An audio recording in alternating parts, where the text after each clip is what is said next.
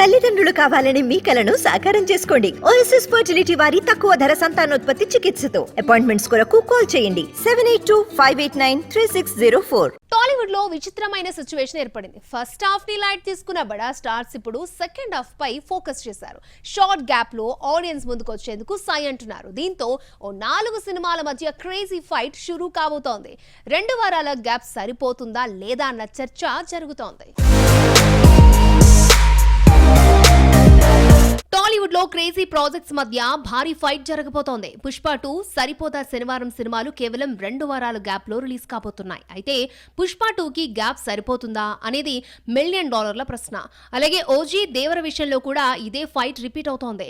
పవన్ హీరోగా తెరకెక్కుతున్న OG September 27న audience ముందుకు వస్తూ ఉంటే, తారక్ కొరటాల కాంబోలో తెరకెక్కుతున్న దేవర అక్టోబర్ 10న పాన్ ఇండియా రేంజ్ లో విడుదల కాబోతోంది.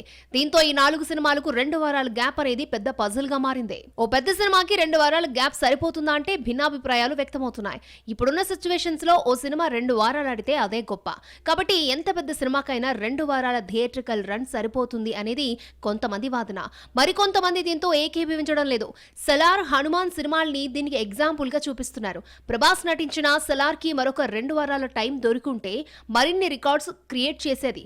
కానీ సంక్రాంతి సినిమాల రాకతో సలార్ పడిపోయింది. ముఖ్యంగా హనుమాన్ ఎఫెక్ట్ సలార్ పై నేషనల్ వైడ్ గా పడింది.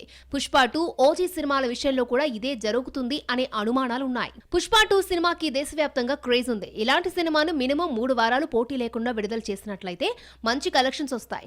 బాలీవుడ్ మార్కెట్ సంగతి పక్కన పెడితే కనీసం టాలీవుడ్ లోనైనా పోటీ లేకుండా ఏర్పాట్లు చేసుకోవాల్సిందే. ఓజీ సినిమాకు కూడా ఇదే వర్తిస్తుంది.